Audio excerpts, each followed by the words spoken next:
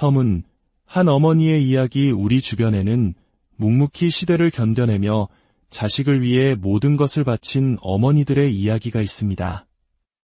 오늘 우리가 들려드릴 이야기는 바로 그런 한 어머니에 대한 기록입니다. 남편을 먼저 떠나보내고 아들 하나만을 세상의 전부로 여기며 살아온 여인. 그녀의 삶은 헌신 그 자체였습니다. 하지만 그 헌신의 끝에서 그녀를 기다리고 있었던 것은 예상치 못한 시련과 배신이었습니다. 이야기는 단순히 한 가족의 비극을 넘어 한 여성이 어떻게 자신의 존엄을 되찾고 상처를 딛고 일어서는지에 대한 깊은 울림을 담고 있습니다.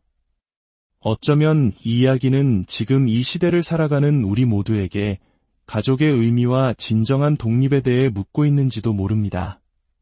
본격적인 이야기에 앞서 저희 채널이 이처럼 소중한 이야기들을 계속해서 전할 수 있도록 구독과 좋아요로 응원해 주시면 큰 힘이 될 것입니다. 여러분의 삶에 늘 평안이 함께하기를 기원하며 이제 그녀의 목소리에 귀 기울여 보겠습니다. 제1장, 내 삶의 이유. 아들 남편이 세상을 떠났을 때 제 세상의 절반도 함께 무너져 내렸습니다. 하늘이 무너지고 땅이 꺼지는 듯한 슬픔 속에서도 남은 절반의 세상을 붙들고 살았던 건 오롯이 아들 인철이 때문이었죠. 여자의 몸으로 아들 하나를 번듯하게 키워내는 것. 그것이 제게 남겨진 유일한 숙제이자 제 삶의 이유였습니다. 저는 시장 한 구석에 작은 옷가게를 열고 밤낮으로 일했습니다.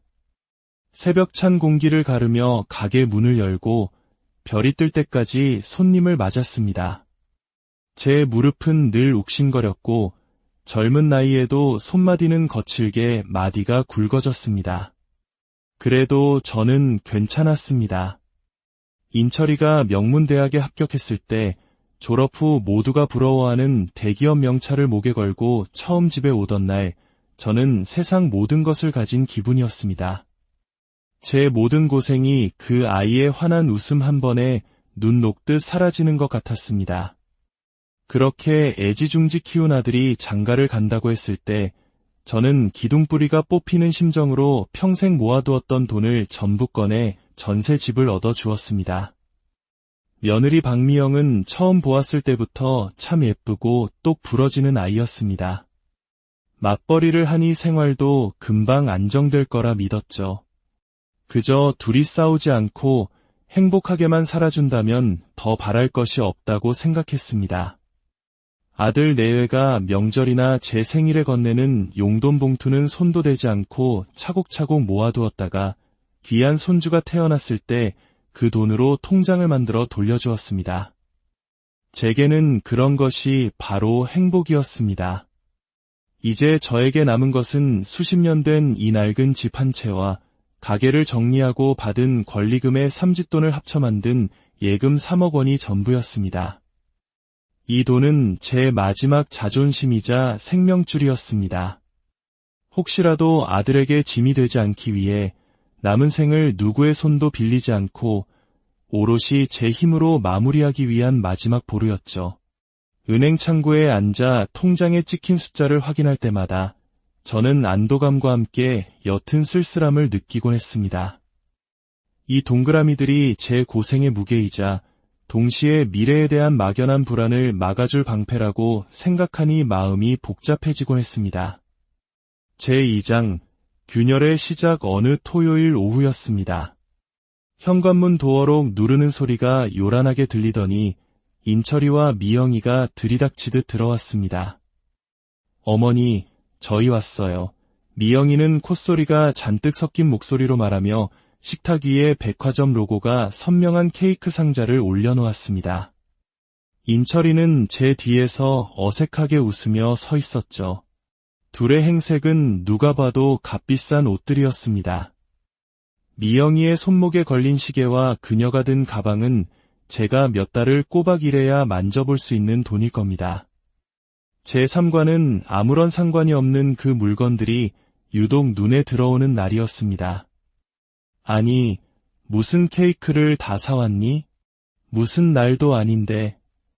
에이, 어머니, 꼭 무슨 날이어야 케이크 사와요? 그냥 엄마 보고 싶어서 왔죠. 인철이가 능글맞게 웃으며 제 어깨를 주물렀습니다. 하지만 그 손길에는 평소와 다른 어색함과 분명한 목적성이 느껴졌어요.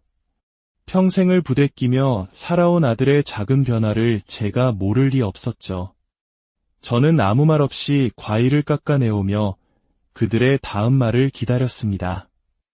역시나 케이크를 한 조각 먹고 나자 미영이가 기다렸다는 듯 입을 열었습니다. 어머니, 저희가 오늘 드릴 말씀이 있어서 왔어요. 그래, 무슨 일이니? 저희 이제 인철씨 회사 월급만 보고 살 수는 없겠더라고요. 그래서 저희 사업을 좀 해볼까 해요. 사업이라니요. 저는 잠시 제 귀를 의심했습니다. 안정적인 대기업에 잘 다니고 있는 아들이었고 며느리 또한 자기 앞가림은 충분히 하는 아이였습니다. 갑자기 무슨 사업이란 말인가요? 사업. 무슨 사업을 하려고? 제 물음에 미영이는 신이 난 표정으로 가방에서 서류 몇 장을 꺼내 보였습니다. 사업 계획서라고 제목이 붙어 있었지만 내용은 인터넷에서 긁어모은 듯한 엉성한 자료들이 전부였어요. 어디서 유행한다는 최신 트렌드 기사 몇 개와 경쟁 업체들의 메뉴판 사진 같은 것들이었죠. 요즘 그냥 치킨 파는 곳은 살아남기 힘들어요. 어머니, 저희는 좀 다르게 젊은 사람들이 좋아하는 수제 맥주랑 같이 파는 고급 치킨집을 하려고요. 가게 위치도 좀 괜찮은 상권으로 알아봤고요. 인철이가 옆에서 거들었습니다. 엄마, 이거 진짜 대박이야. 그냥 동네 치킨집이 아니라니까. 미영이가 이런 쪽으로 감각이 있잖아. 인테리어도 멋지게 하고 SNS 마케팅도 하면 금방 입소문 날 거래. 저는 그들이 내민 종이 쪼가리들을 말없이 들여다보았습니다. 제 눈에는 허황된 꿈과 욕심만 가득해 보였습니다. 평생 장사를 해온 제 감각이 위험 신호를 보내고 있었죠. 너희, 장사라는 게 얼마나 힘든 건지 알기나 하니? 매일 닭 손질하고 기름 튀기고 술 취한 손님 상대하는 게 보통 일이 아니야. 그리고 너희가 말하는 그 괜찮은 상권은 월세가 얼마인 줄은 알고. 제 현실적인 질문에 미영이의 표정이 미세하게 굳었습니다. 어머니, 그런 건 다 사람 쓰면 되죠. 저희는 경영이랑 마케팅에 집중할 거고요. 요즘 시대에 누가 사장이 직접 닭을 튀겨요. 시스템으로 하는 거죠. 시스템. 참 편리한 말이었습니다. 마치 그 단어 하나로 모든 어려움이 해결될 것처럼 말하는 며느리의 태도에 저는 한숨이 나왔어요. 아들이라도 좀 현실적인 생각을 하길 바랐지만 인철이는 이미 아내의 말에 완전히 넘어가 있는 듯했습니다. 엄마, 걱정 마. 다 계획이 있어. 초기 자본만 좀 있으면 되는데 그게 조금 부족해서 결국 본론이 시작되었습니다. 저는 말없이 과일을 마저 깎았습니다. 사과 껍질이 끊어지지 않고 길게 이어졌습니다. 제발 그 이야기는 아니기를, 제 마지막 기대를 끊어내지 않기를 속으로 빌고 또 빌었죠. 하지만 제 바람은 여지없이 무너졌습니다. 미영이가 제 눈을 똑바로 쳐다보며 말했습니다. 그래서 말인데요. 어머니, 저희가 계산해보니까 초기 자본이 딱 3억 정도 필요하더라고요. 순간 제 손에 들려있던 과도가 멈칫했습니다. 심장이 서늘하게 가라앉는 기분이었습니다. 3억. 제가 가진 전 재산, 제 노후를 지켜줄 마지막 방패. 그들은 어떻게 제 예금 액수를 정확히 알고 있는 걸까요? 인철이가 언젠가 흘리듯 말했던 걸까요? 아니면 제가 무심코 이야기했던 걸까요? 중요한 것은 그들이 제 마지막 생명줄을 자신들의 사업 미천으로 아무렇지 않게 계산에 넣고 있었다는 사실이었습니다. 어머니 통장에 있는 그 돈으로 시작하면 딱 맞을 것 같아요. 저희가 성공해서 몇 배로 불려드릴게요. 어머니 노후는 저희가 책임질 테니 아무 걱정 마시고요. 미영이는 마치 선심이라도 쓰는 듯 말했습니다. 어머니 노후는 저희가 책임진다는 말. 세상에서 가장 공허하고 무책임한 약속이라는 것을 저는 이미 오래전에 깨달았습니다. 그들의 눈에는 저에 대한 걱정이나 존중은 없었어요. 오직 자신들의 욕심을 채워줄 돈만이 보일 뿐이었습니다. 평생 고생한 어머니의 노후 자금이 아니라 잠시 꺼내 쓰는 자신들의 사업 자금.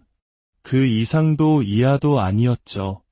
저는 길게 깎아냈던 사과 껍질을 내려놓고 그들의 얼굴을 찬찬히 뜯어보았습니다.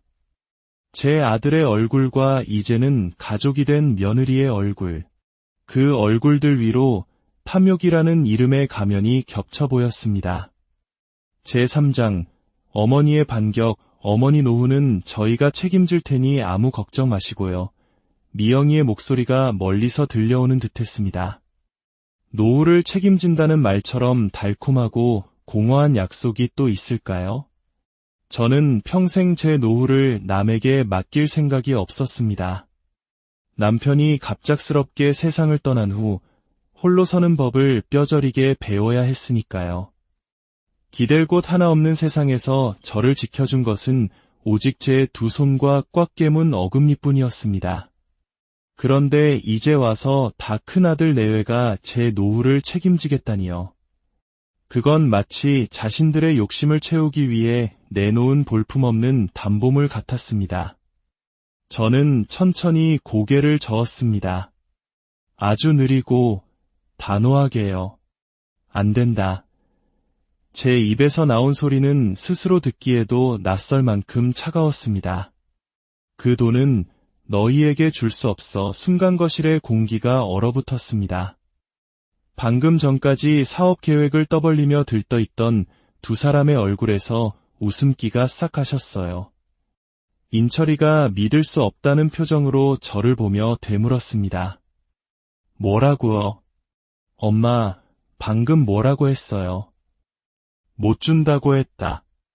그 돈은 내 마지막 남은 목숨값이야. 너희 치킨집 개업 자금으로 내놓을 수 있는 돈이 아니란 말이다. 저는 며느리가 내밀었던 종이 쪼가리들을 테이블 위로 밀어냈습니다. 그리고 이건 사업 계획서가 아니야. 그저 너희의 희망사항을 적어놓은 낙서에 불과해. 장사를 우습게 보지 마라. 너희가 말하는 그 괜찮은 상권, 권리금이며 보증금, 월세가 얼마인지는 알아봤니? 인테리어 비용은? 요즘 인건비는 얼마나 비싼지 알아? 하루에 닭을 몇 마리나 튀겨 팔아야 그 돈을 메울 수 있을 것 같아. 평생 시장 바닥에서 구르며 몸으로 체득한 저의 질문들은 날카로운 송곳이 되어 그들의 허황된 계획을 찔렀습니다. 미영이의 얼굴이 울그락불그락 달아올랐습니다. 어머니, 저희가 그것도 생각 안 해봤을까 봐요. 요즘은 다 대행해주는 업체가 있어요. 저희는 그냥 돈만 내고 관리만 하면 되는 거예요. 돈만 내고 관리만 하면 돈을 벌어다 주는 사업이 세상에 어디 있니? 그게 가능하면 이 세상에 가난한 사람이 누가 있겠어? 너희는 지금 너희 능력밖에 욕심을 부리고 있는 거야. 나는 거기에 내 전 재산을 던져 넣을 수 없다. 제 단호한 거절에 결국 아들 인철이가 폭발하고 말았습니다. 그 아이는 자리에서 벌떡 일어나더니 저를 향해 원망이 가득 담긴 눈으로 소리쳤습니다. 엄마, 진짜 너무하는 거 아니에요? 어떻게 아들한테 그렇게 말할 수가 있어요? 내가 틀린 말 했니? 너는 내 아내가 하자는 대로 끌려다니기만 할 뿐 아무 생각이 없니? 생각이 왜 없어요? 나도 다 알아보고 하는 거라고요. 엄마는 평생 저한테 해준 게 뭐가 있는데요. 아들 대학 가고 취직하고 결혼하는 동안 그 흔한 아파트 한 채 제대로 못 해줬잖아요. 다른 친구들은 부모님이 차주고 집 사주고 하는데 저는 늘 제 힘으로 아등바등 살았다고요. 이제 겨우 내 사업 한번 해보겠다는데 엄마는 그것마저 발목을 잡는 거예요. 그 순간 제 세상이 정말로 무너져 내렸습니다. 해준 게 뭐가 있냐니요. 제가 누구 때문에 청춘을 다 바쳐 일했는데 누구 때문에 달아빠진 무릎을 붙잡고 새벽같이 가게 문을 열었는데 아파트 한 채 못 해준 것이 죄라면 저는 평생 죄인으로 살아야 마땅했습니다. 하지만 그건 제 능력 밖의 일이었습니다. 저는 최선을 다해 제 모든 것을 아들에게 쏟아부었습니다. 그런데 이제 와서 아들은 제 삶 전체를 부정하고 있었습니다. 다른 부모와 나를 비교하며 나의 희생을 초라한 것으로 만들고 있었어요. 눈물이 핑 돌았지만 저는 이를 악물고 참았습니다. 여기서 무너지면 안 된다고 생각했어요. 여기서 눈물을 보이면 저는 평생 이들의 감정적인 볼모가 되어 살아가게 될 겁니다. 그래, 나는 다른 부모들처럼 너에게 아파트 한 채 사주지 못했다. 그게 평생 너에게 한이 됐다면 미안하구나. 하지만 나는 내 능력 안에서 너에게 모든 걸 해줬어. 그걸로도 부족했다니 더는 할 말이 없구나. 제 체념 섞인 목소리에 미영이가 차갑게 비웃으며 나섰습니다. 그녀는 팔짱을 끼고 저를 위아래로 훑어보더니 제 가슴에 가장 날카로운 비수를 꽂았습니다. 어머니, 말이 길어지네요. 그냥 간단하게 정리할게요. 그녀는 잠시 숨을 고르더니 제 인생을 끝장내버릴 한마디를 내뱉었습니다. 그 돈 안 주실 거죠? 그래요. 알겠어요. 그럼 됐어요. 대신 조건이 있어요. 무슨 조건? 앞으로 인철 씨 인생에 끼어들지 마세요. 뭐라고? 저희가 뭘 하든 어디서 살든 성공하든 망하든 일절 상관하지 마시라고요. 어머니 도움 같은 거 하나도 필요 없으니까 이제 아들 없는 셈 치고 사세요. 전화도 하지 마시고 찾아오지도 마세요. 저희도 어머니 없는 셈 치고 살 테니까. 그 돈 3억, 어머니 노후 자금이 아니라 저희와 인연을 끊는 위자료라고 생각하세요. 어떠세요? 이 정도면 공평한 거래 아닌가요? 온몸에 피가 차갑게 식는 기분이었습니다. 아들의 인생에서 빠지라니요. 내 전부였던 아들의 삶에서 이제는 거추장스러운 짐짝이니 사라져 달라는 말이었습니다. 아들의 앞길을 막은 죄, 풍족하게 해주지 못한 죄에 대한 형벌치고는 너무나도 가혹했습니다. 저는 말없이 옆에 서 있는 아들을 보았습니다. 아들은 아내의 잔인한 말에 고개를 숙이고 있었지만 그 어떤 반박도 하지 않았습니다. 그 침묵은 긍정보다 더 깊은 상처를 남겼습니다. 제 아들 김인철은 지금 이 순간 자기 엄마를 3억 원과 맞바꾸는데 동의한 것입니다. 그때였습니다. 제 마음속에서 무언가 단단한 것이 깨져나가는 소리가 들렸습니다. 슬픔도 억울함도 아니었습니다. 그건 분노였습니다. 내 인생을 통째로 무시하고 내 헌신을 모욕하고 내 존재 가치를 돈 몇 푼으로 흥정하려는 저 오만한 것들에 대한 참을 수 없는 분노였죠. 평생 누군가를 위해 살아왔던 제 삶이 처절하게 부정당하는 순간 역설적으로 제 정신은 더없이 맑아졌습니다. 저는 자리에서 일어났습니다. 그리고 현관문을 가리키며 말했습니다. 알겠다. 제 목소리는 분노로 떨리는 대신 이상할 정도로 평온했습니다. 너희가 원하는 대로 해주마. 그러니 이제 그만 돌아가. 다시는 내 집 문턱을 넘을 생각도 하지 마라. 두 사람은 잠시 제 태도에 당황한 듯했지만 이내 만족스러운 표정을 지었습니다. 목적을 달성했다고 생각했겠죠. 그들은 아무 말 없이 자신들이 사왔던 케이크 상자는 거들떠보지도 않고 집을 나섰습니다. 쾅, 하고 현관문이 닫히는 소리가 거실을 울렸습니다. 저는 한참 동안 그 자리에 서 있었습니다. 눈물은 나오지 않았어요. 대신 심장이 미친 듯이 뛰기 시작했습니다. 그래, 너희가 나를 버렸다고 생각하겠지. 늙고 돈 없는 엄마를 너희의 화려한 인생에서 성공적으로 떼어냈다고 자축하겠지. 하지만 너희는 틀렸다. 너희가 나를 버린 것이 아니다. 내가 너희를 버리는 것이다. 저는 주먹을 꽉 쥐었습니다. 손톱이 손바닥을 파고드는 아픔이 오히려 저를 살아있게 만들었습니다. 아들 없는 셈 치고 살라고? 좋다. 너희야말로 이제 엄마 없는 고아로 살아가게 될 것이다. 너희가 그토록 무시하고 경멸했던 늙고 힘없는 이 엄마가 앞으로 너희에게 어떤 지옥을 선물하게 될지 까맣게 모른 채로 말이지. 제4장 새로운 시작. 그리고 복수 다음날 아침 동이 트자마자 저는 집을 나섰습니다. 밤새 한숨도 자지 못했지만 몸은 이상할 정도로 가뿐했어요. 수십 년 묵은 체증이 한꺼번에 내려간 기분이랄까요. 아들 인철이라는 이름의 무거운 멍에를 벗어던진 해방감이 오히려 저를 생기 있게 만들었습니다. 제 첫 번째 목적지는 시내 중심가에 있는 주거래 은행이었습니다. 그래, 이제 나는 김인철의 엄마가 아니다. 오롯이 김영순, 나 자신으로 살아가는 것이다. 그러기 위해서는 가장 먼저 저를 지킬 무기가 필요했습니다. 저는 3억 원짜리 정기예금 통장을 해지하고 그 돈을 즉시 여러 개로 쪼갰습니다. 일부는 절대 해지 불가능한 장기 신탁 상품에 묶어두었고 일부는 즉시 현금화가 어려운 채권으로 바꾸었습니다. 그리고 남은 돈은 아무나 쉽게 넘볼 수 없도록 복잡한 구조의 금융상품으로 돌려놓았죠.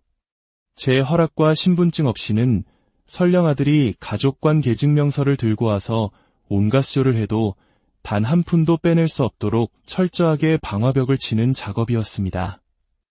은행을 나설 때 저는 마치 천군만마를 얻은 장수처럼 마음이 든든했습니다. 제 두 번째 목적지는 동네에서 가장 오래된 부동산 중개소였습니다. 저는 자리에 앉자마자 본론을 꺼냈습니다. 제가 지금 사는 이 집 팔려고요. 최대한 빨리요. 집을 내놓았다는 소문은 채 하루도 지나지 않아 아들 내외의 귀에 들어간 모양이었습니다. 그날 저녁 제 전화기가 미친 듯이 울리기 시작했습니다. 수십 통의 부재중 전화 끝에 문자가 날아왔습니다. 처음에는 아들에게서, 그 다음에는 며느리에게서 왔습니다. 그들은 제가 집을 파는 이유가 당연히 자신들의 사업 자금을 대주기 위함이라고 생각하는 듯했습니다. 그 오만함과 뻔뻔함에 헛웃음이 터져 나왔습니다. 저는 짧게 답장을 보냈습니다.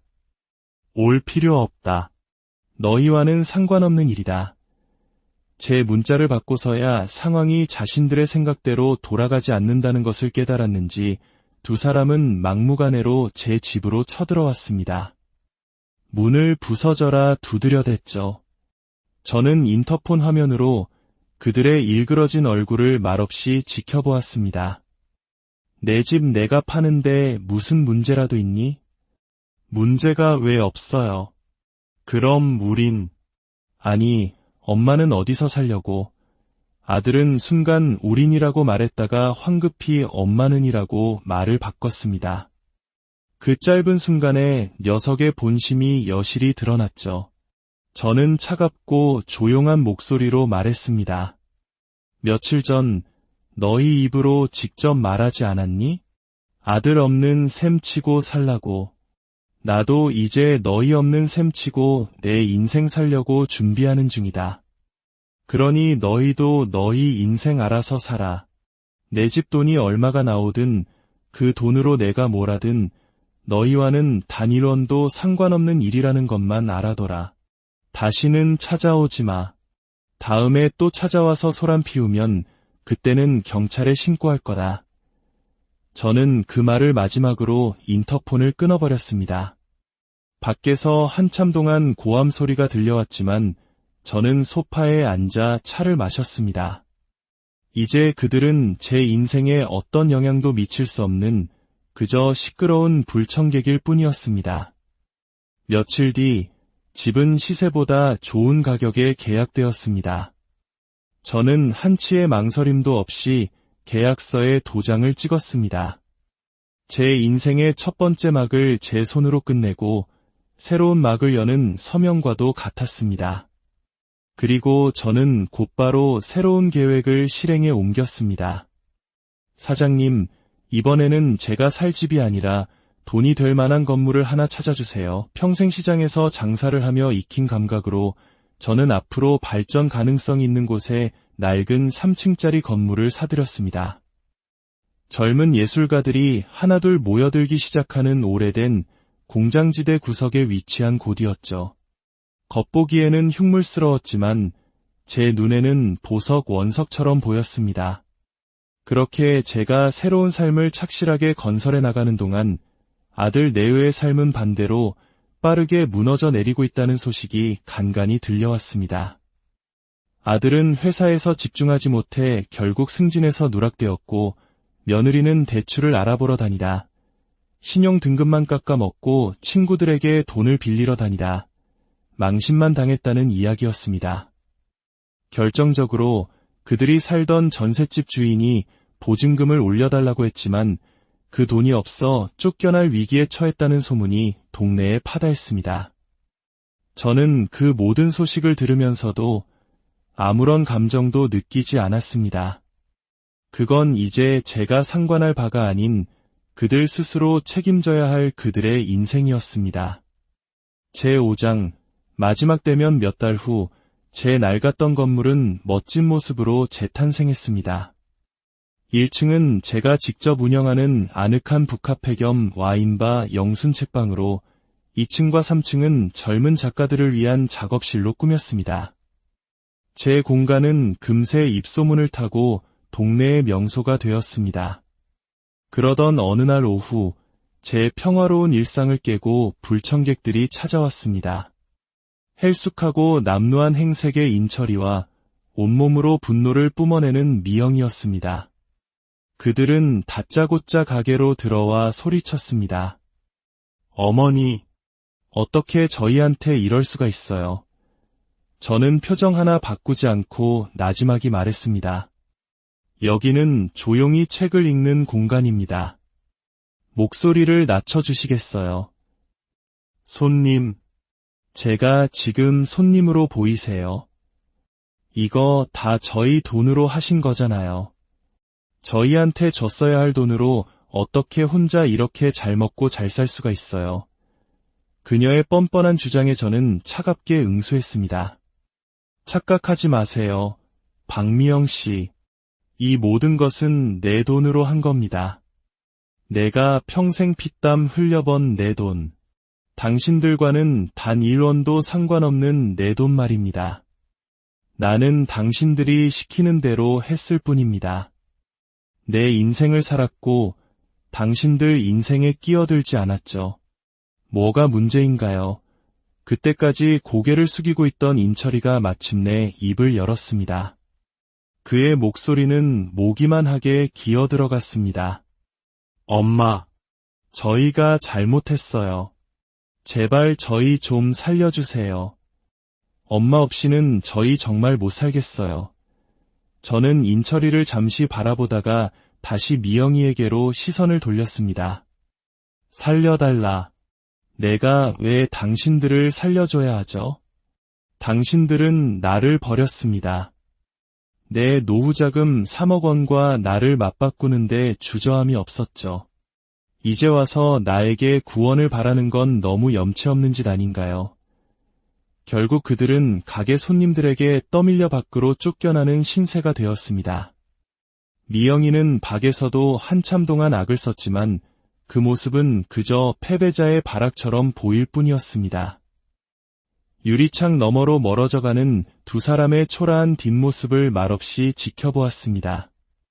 그들은 제게서 모든 것을 빼앗아 갔다고 생각했지만 사실 그들은 제게 가장 소중한 것을 선물해 주었습니다. 바로 나 자신으로 살아갈 용기를 말이죠. 결말, 그래도 삶은 계속된다. 그날 이후 인철이에게서 술에 취해 걸려온 전화 한 통을 받았습니다. 그는 아내와 헤어졌고 회사에서도 잘렸으며 모든 것을 잃었다고 통곡하며 용서를 빌었습니다. 저는 차갑게 말했습니다. 나에게 용서를 구하지 마라. 내가 저지른 일에 대한 대가를 치르고 내 힘으로 다시 일어서서 사람답게 사는 모습을 보일 때 그때 가서 다시 이야기하자. 나에게는 더 이상 기대지 마라. 내 인생은 이제부터 온전히 너의 몫이다. 그것이 제가 아들에게 해줄 수 있는 마지막 말이었습니다. 얼마 지나지 않아 그들은 결국 이혼했습니다. 그리고 저는 상상도 못했던 선택의 기로에 놓이게 되었습니다. 아무도 키우려 하지 않는 어린 손주, 민준이의 양육 문제였습니다. 저는 며칠 밤낮을 고민했습니다. 이 아이를 맞는 순간 제가 그토록 벗어나고 싶었던 과거의 굴레를 다시 짊어지게 될 것이 분명했습니다. 하지만 아무 죄 없는 아이의 인생까지 외면할 수는 없었습니다. 저는 결심했습니다. 과거로부터 도망치는 것이 아니라 과거가 남긴 상처와 책임을 정면으로 마주하고 그것을 내 힘으로 보듬어 안기로. 그것이야말로 제가 얻어낸 새로운 삶의 힘을 증명하는 길이라 믿었습니다. 그로부터 5년이라는 시간이 흘렀습니다. 제 옆에는 이제 제법 늠름해진 손주, 민준이가 늘 함께합니다. 처음 제게 왔을 때 그늘져 있던 아이는 이제 제 삶을 가득 채우는 가장 밝은 빛이 되었습니다. 아들 인철이는 약속대로 매달 아들의 양육비를 보내왔습니다. 지방건설 현장에서 막노동을 하며 묵묵히 자신의 죗값을 치르고 있다는 소식을 가끔 전해 들었습니다. 민준이가 초등학교에 입학하고 처음 맞은 가을 운동회 날이었습니다. 운동장 한쪽 구석, 커다란 나무 그늘 아래에서 한 남자가 우리를 하염없이 바라보고 있었습니다. 햇볕에 새까맣게 타고 노동으로 다져진 체격, 인철이었습니다. 저는 잠시 망설이다 아이의 손을 잡고 그에게로 다가갔습니다. 그리고 말없이 제가 싸온 김밥 한 줄을 건넸습니다. 그는 떨리는 손으로 김밥을 받아들고 어린아이처럼 허겁지겁 먹기 시작했습니다. 그의 눈에서 굵은 눈물방울이 뚝뚝 떨어져 김밥 위로 번졌습니다. 옆에 있던 민준이가 제게 물었습니다. 할머니, 저 아저씨는 누구야? 저는 민준이의 머리를 쓰다듬으며 아주 평온한 목소리로 대답했습니다. 그냥 할머니의 아주 오래된 지인이야. 많이 배가 고팠나 보구나. 그것이 제가 그에게 해줄 수 있는 마지막 배려이자 마지막 작별 인사였습니다. 저는 이제 그 누구도 원망하지 않습니다. 제 인생을 송두리째 흔들었던 그 지독한 폭풍 덕분에 저는 오히려 더 단단해졌고 무엇보다 제 삶의 진정한 주인이 되었기 때문입니다. 창밖으로는 늘 그렇듯 푸른 바다가 변함없이 펼쳐져 있습니다. 파도는 끊임없이 밀려와 해변을 다독이고 또 물러갑니다. 마치 우리의 인생처럼요. 저는 이제 그 어떤 파도가 밀려와도 두렵지 않습니다. 저는 제 삶이라는 배의 선장이자 등대이자 항구 그 자체이니까요. 제 손으로 직접 일궈낸 이 평화 속에서 섬은 한 어머니의 이야기. 우리 주변에는 묵묵히 시대를 견뎌내며 자식을 위해 모든 것을 바친 어머니들의 이야기가 있습니다. 오늘 우리가 들려드릴 이야기는 바로 그런 한 어머니에 대한 기록입니다. 남편을 먼저 떠나보내고 아들 하나만을 세상의 전부로 여기며 살아온 여인. 그녀의 삶은 헌신 그 자체였습니다. 하지만 그 헌신의 끝에서 그녀를 기다리고 있었던 것은 예상치 못한 시련과 배신이었습니다. 이야기는 단순히 한 가족의 비극을 넘어 한 여성이 어떻게 자신의 존엄을 되찾고 상처를 딛고 일어서는지에 대한 깊은 울림을 담고 있습니다. 어쩌면 이 이야기는 지금 이 시대를 살아가는 우리 모두에게 가족의 의미와 진정한 독립에 대해 묻고 있는지도 모릅니다. 본격적인 이야기에 앞서 저희 채널이 이처럼 소중한 이야기들을 계속해서 전할 수 있도록 구독과 좋아요로 응원해 주시면 큰 힘이 될 것입니다. 여러분의 삶에 늘 평안이 함께하기를 기원하며 이제 그녀의 목소리에 귀 기울여 보겠습니다. 제1장 내 삶의 이유. 아들 남편이 세상을 떠났을 때 제 세상의 절반도 함께 무너져 내렸습니다. 하늘이 무너지고 땅이 꺼지는 듯한 슬픔 속에서도 남은 절반의 세상을 붙들고 살았던 건 오롯이 아들 인철이 때문이었죠. 여자의 몸으로 아들 하나를 번듯하게 키워내는 것. 그것이 제게 남겨진 유일한 숙제이자 제 삶의 이유였습니다. 저는 시장 한 구석에 작은 옷가게를 열고 밤낮으로 일했습니다. 새벽 찬 공기를 가르며 가게 문을 열고 별이 뜰 때까지 손님을 맞았습니다. 제 무릎은 늘 욱신거렸고 젊은 나이에도 손마디는 거칠게 마디가 굵어졌습니다. 그래도 저는 괜찮았습니다. 인철이가 명문대학에 합격했을 때 졸업 후 모두가 부러워하는 대기업 명찰을 목에 걸고 처음 집에 오던 날 저는 세상 모든 것을 가진 기분이었습니다. 제 모든 고생이 그 아이의 환한 웃음 한 번에 눈 녹듯 사라지는 것 같았습니다. 그렇게 애지중지 키운 아들이 장가를 간다고 했을 때 저는 기둥뿌리가 뽑히는 심정으로 평생 모아두었던 돈을 전부 꺼내 전세 집을 얻어주었습니다. 며느리 박미영은 처음 보았을 때부터 참 예쁘고 똑 부러지는 아이였습니다. 맞벌이를 하니 생활도 금방 안정될 거라 믿었죠. 그저 둘이 싸우지 않고 행복하게만 살아준다면 더 바랄 것이 없다고 생각했습니다. 아들 내외가 명절이나 제 생일에 건네는 용돈 봉투는 손도 대지 않고 차곡차곡 모아두었다가 귀한 손주가 태어났을 때 그 돈으로 통장을 만들어 돌려주었습니다. 제게는 그런 것이 바로 행복이었습니다. 이제 저에게 남은 것은 수십 년 된 이 낡은 집 한 채와 가게를 정리하고 받은 권리금의 삼짓돈을 합쳐 만든 예금 3억 원이 전부였습니다. 이 돈은 제 마지막 자존심이자 생명줄이었습니다. 혹시라도 아들에게 짐이 되지 않기 위해 남은 생을 누구의 손도 빌리지 않고 오롯이 제 힘으로 마무리하기 위한 마지막 보루였죠. 은행 창구에 앉아 통장에 찍힌 숫자를 확인할 때마다 저는 안도감과 함께 옅은 쓸쓸함을 느끼곤 했습니다.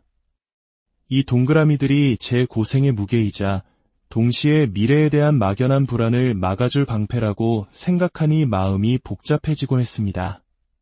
제2장 균열의 시작. 어느 토요일 오후였습니다. 현관문 도어록 누르는 소리가 요란하게 들리더니 인철이와 미영이가 들이닥치듯 들어왔습니다. 어머니, 저희 왔어요. 미영이는 콧소리가 잔뜩 섞인 목소리로 말하며 식탁 위에 백화점 로고가 선명한 케이크 상자를 올려놓았습니다. 인철이는 제 뒤에서 어색하게 웃으며 서 있었죠. 둘의 행색은 누가 봐도 값비싼 옷들이었습니다.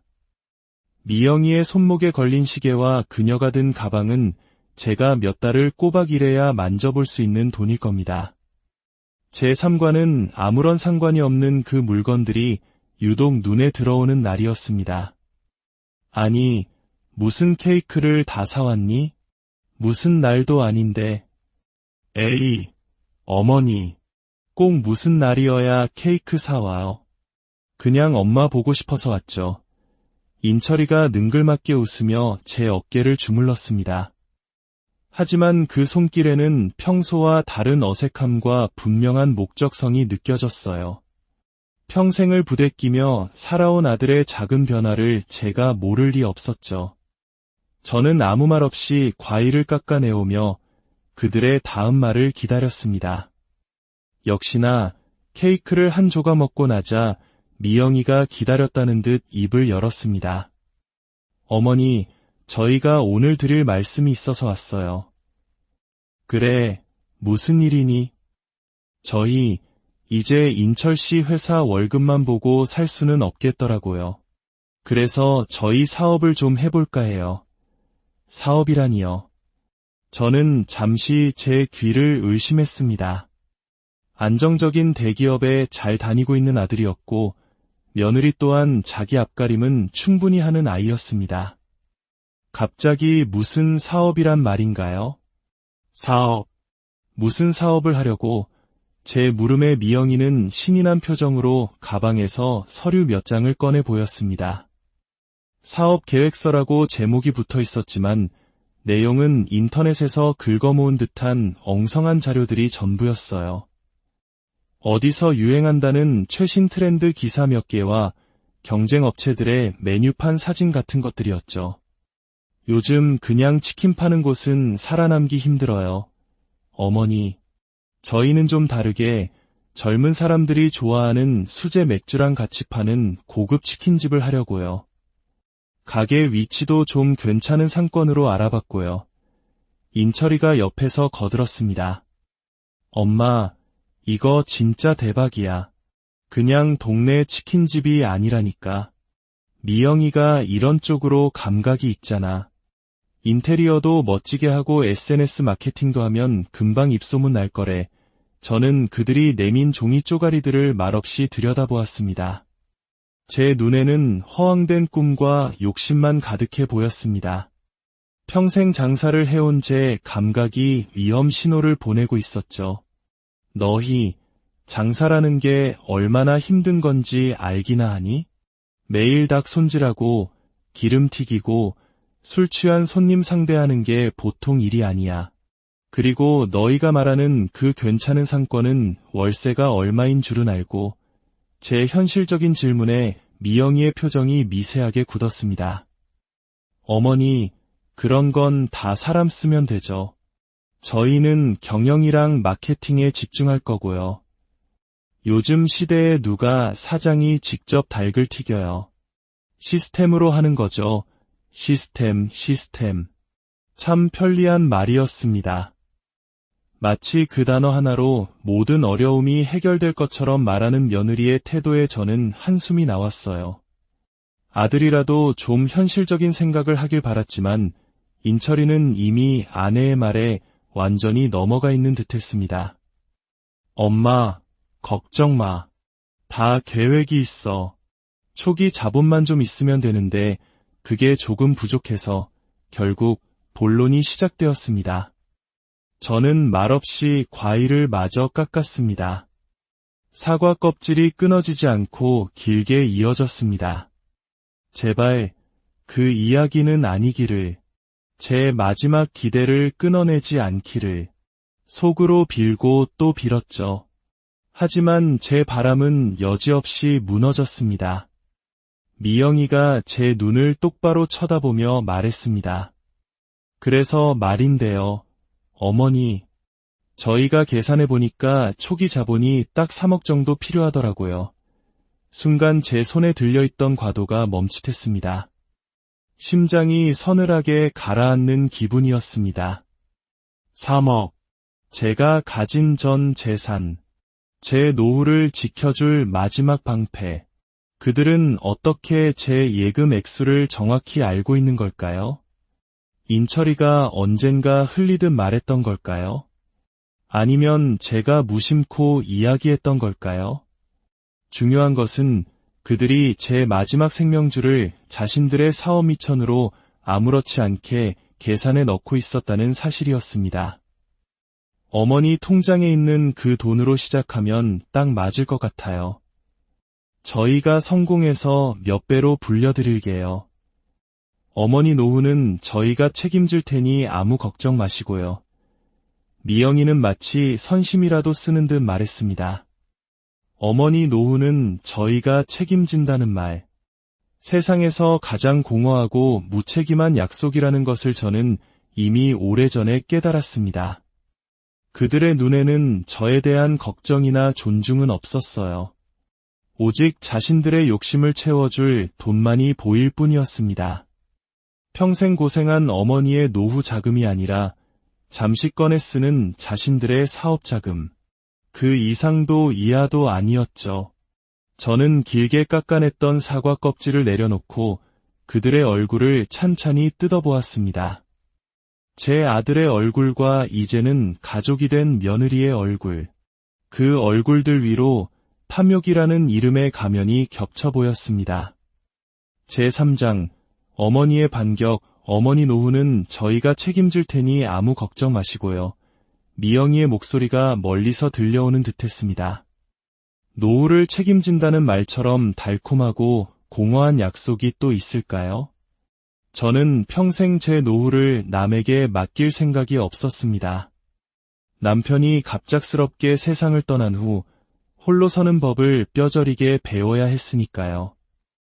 기댈 곳 하나 없는 세상에서 저를 지켜준 것은 오직 제 두 손과 꽉 깨문 어금니뿐이었습니다. 그런데 이제 와서 다 큰아들 내외가 제 노후를 책임지겠다니요. 그건 마치 자신들의 욕심을 채우기 위해 내놓은 볼품없는 담보물 같았습니다. 저는 천천히 고개를 저었습니다. 아주 느리고 단호하게요. 안 된다. 제 입에서 나온 소리는 스스로 듣기에도 낯설 만큼 차가웠습니다. 그 돈은 너희에게 줄 수 없어. 순간 거실의 공기가 얼어붙었습니다. 방금 전까지 사업 계획을 떠벌리며 들떠있던 두 사람의 얼굴에서 웃음기가 싹 가셨어요. 인철이가 믿을 수 없다는 표정으로 저를 보며 되물었습니다. 뭐라고요? 엄마, 방금 뭐라고 했어요? 못 준다고 했다. 그 돈은 내 마지막 남은 목숨값이야. 너희 치킨집 개업 자금으로 내놓을 수 있는 돈이 아니란 말이다. 저는 며느리가 내밀었던 종이 쪼가리들을 테이블 위로 밀어냈습니다. 그리고 이건 사업 계획서가 아니야. 그저 너희의 희망사항을 적어놓은 낙서에 불과해. 장사를 우습게 보지 마라. 너희가 말하는 그 괜찮은 상권, 권리금이며 보증금, 월세가 얼마인지는 알아봤니? 인테리어 비용은? 요즘 인건비는 얼마나 비싼지 알아? 하루에 닭을 몇 마리나 튀겨 팔아야 그 돈을 메울 수 있을 것 같아. 평생 시장 바닥에서 구르며 몸으로 체득한 저의 질문들은 날카로운 송곳이 되어 그들의 허황된 계획을 찔렀습니다. 미영이의 얼굴이 울그락불그락 달아올랐습니다. 어머니, 저희가 그것도 생각 안 해봤을까 봐요. 요즘은 다 대행해주는 업체가 있어요. 저희는 그냥 돈만 내고 관리만 하면 되는 거예요. 돈만 내고 관리만 하면 돈을 벌어다 주는 사업이 세상에 어디 있니? 그게 가능하면 이 세상에 가난한 사람이 누가 있겠어? 너희는 지금 너희 능력 밖에 욕심을 부리고 있는 거야. 나는 거기에 내 전 재산을 던져 넣을 수 없다. 제 단호한 거절에 결국 아들 인철이가 폭발하고 말았습니다. 그 아이는 자리에서 벌떡 일어나더니 저를 향해 원망이 가득 담긴 눈으로 소리쳤습니다. 엄마, 진짜 너무하는 거 아니에요? 어떻게 아들한테 그렇게 말할 수가 있어요? 내가 틀린 말 했니? 너는 내 아내가 하자는 대로 끌려다니기만 할 뿐 아무 생각이 없니? 생각이 왜 없어요? 나도 다 알아보고 하는 거라고요. 엄마는 평생 저한테 해준 게 뭐가 있는데요.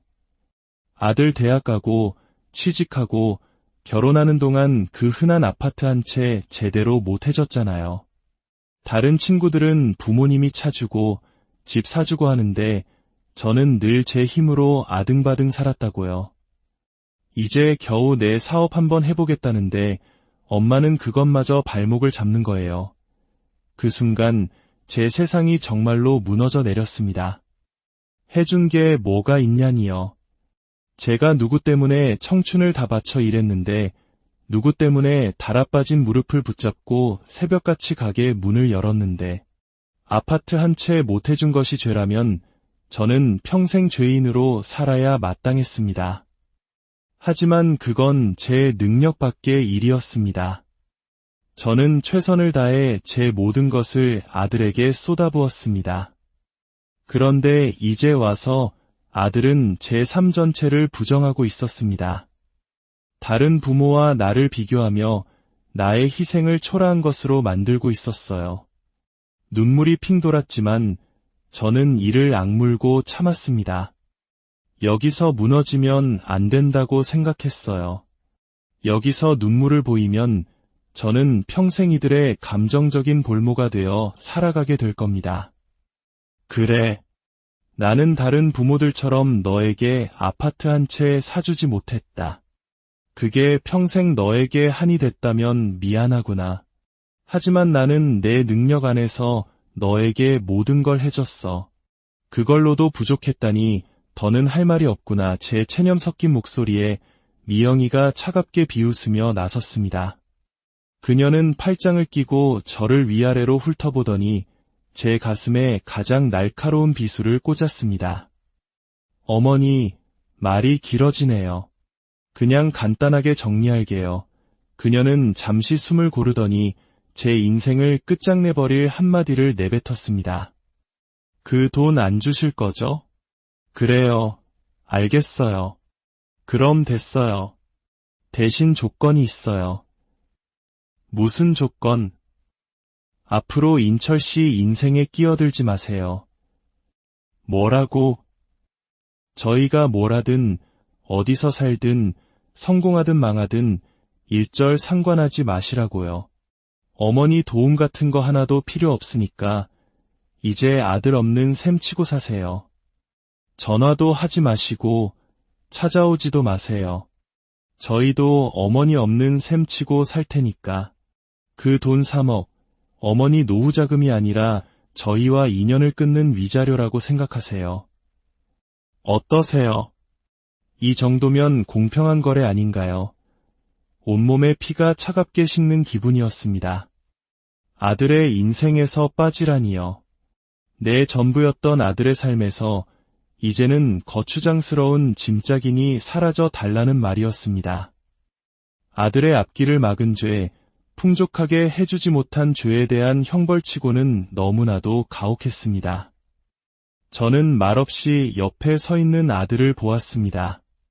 아들은 아내의 잔인한 말에 고개를 숙이고 있었지만 그 어떤 반박도 하지 않았습니다. 그 침묵은 긍정보다 더 깊은 상처를 남겼습니다. 제 아들 김인철은 지금 이 순간 자기 엄마를 3억 원과 맞바꾸는데 동의한 것입니다. 그때였습니다. 제 마음속에서 무언가 단단한 것이 깨져나가는 소리가 들렸습니다. 슬픔도 억울함도 아니었습니다. 그건 분노였습니다. 내 인생을 통째로 무시하고 내 헌신을 모욕하고 내 존재 가치를 돈 몇 푼으로 흥정하려는 저 오만한 것들에 대한 참을 수 없는 분노였죠. 평생 누군가를 위해 살아왔던 제 삶이 처절하게 부정당하는 순간 역설적으로 제 정신은 더없이 맑아졌습니다. 저는 자리에서 일어났습니다. 그리고 현관문을 가리키며 말했습니다. 알겠다.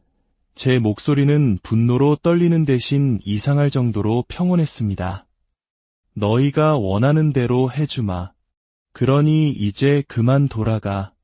다시는 내 집 문턱을 넘을 생각도 하지 마라. 두 사람은 잠시 제 태도에 당황한 듯했지만 이내 만족스러운 표정을 지었습니다.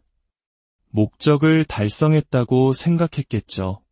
그들은 아무 말 없이 자신들이 사왔던 케이크 상자는 거들떠보지도 않고 집을 나섰습니다. 쾅 하고 현관문이 닫히는 소리가 거실을 울렸습니다. 저는 한참 동안 그 자리에 서 있었습니다. 눈물은 나오지 않았어요. 대신 심장이 미친 듯이 뛰기 시작했습니다. 그래, 너희가 나를 버렸다고 생각하겠지. 늙고 돈 없는 엄마를 너희의 화려한 인생에서 성공적으로 떼어냈다고 자축하겠지. 하지만 너희는 틀렸다. 너희가 나를 버린 것이 아니다. 내가 너희를 버리는 것이다. 저는 주먹을 꽉 쥐었습니다. 손톱이 손바닥을 파고드는 아픔이 오히려 저를 살아있게 만들었습니다. 아들 없는 셈 치고 살라고? 좋다. 너희야말로 이제 엄마 없는 고아로 살아가게 될 것이다. 너희가 그토록 무시하고 경멸했던 늙고 힘없는 이 엄마가 앞으로 너희에게 어떤 지옥을 선물하게 될지 까맣게 모른 채로 말이지. 제4장 새로운 시작. 그리고 복수 다음날 아침 동이 트자마자 저는 집을 나섰습니다. 밤새 한숨도 자지 못했지만 몸은 이상할 정도로 가뿐했어요. 수십 년 묵은 체증이 한꺼번에 내려간 기분이랄까요. 아들 인철이라는 이름의 무거운 멍에를 벗어던진 해방감이 오히려 저를 생기 있게 만들었습니다. 제 첫 번째 목적지는 시내 중심가에 있는 주거래 은행이었습니다. 그래, 이제 나는 김인철의 엄마가 아니다. 오롯이 김영순, 나 자신으로 살아가는 것이다. 그러기 위해서는 가장 먼저 저를 지킬 무기가 필요했습니다. 저는 3억 원짜리 정기예금 통장을 해지하고 그 돈을 즉시 여러 개로 쪼갰습니다. 일부는 절대 해지 불가능한 장기 신탁 상품에 묶어두었고 일부는 즉시 현금화가 어려운 채권으로 바꾸었습니다. 그리고 남은 돈은 아무나 쉽게 넘볼 수 없도록 복잡한 구조의 금융상품으로 돌려놓았죠. 제 허락과 신분증 없이는 설령 아들이 가족관 계증명서를 들고 와서 온갖 쇼를 해도 단 한 푼도 빼낼 수 없도록 철저하게 방화벽을 치는 작업이었습니다. 은행을 나설 때 저는 마치 천군만마를 얻은 장수처럼 마음이 든든했습니다. 제 두 번째 목적지는 동네에서 가장 오래된 부동산 중개소였습니다. 저는 자리에 앉자마자 본론을 꺼냈습니다. 제가 지금 사는 이 집 팔려고요. 최대한 빨리요. 집을 내놓았다는 소문은 채 하루도 지나지 않아 아들 내외의 귀에 들어간 모양이었습니다. 그날 저녁 제 전화기가 미친 듯이 울리기 시작했습니다. 수십 통의 부재중 전화 끝에 문자가 날아왔습니다. 처음에는 아들에게서, 그 다음에는 며느리에게서 왔습니다. 그들은 제가 집을 파는 이유가 당연히 자신들의 사업 자금을 대주기 위함이라고 생각하는 듯했습니다. 그 오만함과 뻔뻔함에 헛웃음이 터져 나왔습니다. 저는 짧게 답장을 보냈습니다. 올 필요 없다. 너희와는 상관없는 일이다. 제 문자를 받고서야 상황이 자신들의 생각대로 돌아가지 않는다는 것을 깨달았는지 두 사람은 막무가내로 제 집으로 쳐들어왔습니다. 문을 부서져라 두드려댔죠. 저는 인터폰 화면으로 그들의 일그러진 얼굴을 말없이 지켜보았습니다. 내 집 내가 파는데 무슨 문제라도 있니? 문제가 왜 없어요? 그럼 우린... 아니, 엄마는 어디서 살려고? 아들은 순간 우린이라고 말했다가 황급히 엄마는이라고 말을 바꿨습니다. 그 짧은 순간에 녀석의 본심이 여실히 드러났죠. 저는 차갑고 조용한 목소리로 말했습니다. 며칠 전 너희 입으로 직접 말하지 않았니? 아들 없는 셈 치고 살라고. 나도 이제 너희 없는 셈 치고 내 인생 살려고 준비하는 중이다. 그러니 너희도 너희 인생 알아서 살아. 내 집 돈이 얼마가 나오든 그 돈으로 내가 뭘 하든 너희와는 단일원도 상관없는 일이라는 것만 알아둬라. 다시는 찾아오지 마. 다음에 또 찾아와서 소란 피우면 그때는 경찰에 신고할 거다. 저는 그 말을 마지막으로 인터폰을 끊어버렸습니다. 밖에서 한참 동안 고함 소리가 들려왔지만 저는 소파에 앉아 차를 마셨습니다. 이제 그들은 제 인생에 어떤 영향도 미칠 수 없는 그저 시끄러운 불청객일 뿐이었습니다. 며칠 뒤 집은 시세보다 좋은 가격에 계약되었습니다. 저는 한치의 망설임도 없이 계약서에 도장을 찍었습니다. 제 인생의 첫 번째 막을 제 손으로 끝내고 새로운 막을 여는 서명과도 같았습니다. 그리고 저는 곧바로 새로운 계획을 실행에 옮겼습니다. 사장님,